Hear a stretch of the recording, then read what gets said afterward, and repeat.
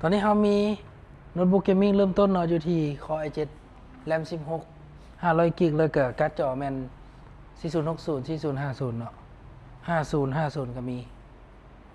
เอาตามลูกค้าที่ต้องการเลย สายตัดต่อ ถ้าเข้ามาได้เลยสายตัดต่อออกแบบต่างๆ Adobe ตระกูล Adobe ได้เบิดเลย แล้วก็ออกแบบ AutoCAD SketchUp อย่างต่างๆเนาะ Lumion ถ้าเข้ามาได้เลย รุ่นนี้เนาะห้องรับเกม ตัวที่นักๆต่างๆ สตรีมอย่างต่างๆ ไล่สดต่างๆเนาะ นอกจากนี้เนาะทางห้างของเขามีการดูแลหลังการขาย เกี่ยวกับโปรแกรมที่ใช้งานบ่ได้เกี่ยวกับออกแบบตัดต่อเนาะหรือว่าจะเป็นอะไรต่างๆของแบตสายซ่าอะไรต่างๆ ที่ซ่อมแปลงพวกเกมมิ่งเนาะเขามีทั้งหมดเลยท่านใดเนาะที่อยู่ต่างแขงอยากเก็บปลายทางเนาะทางเฮาก็ฝากให้ได้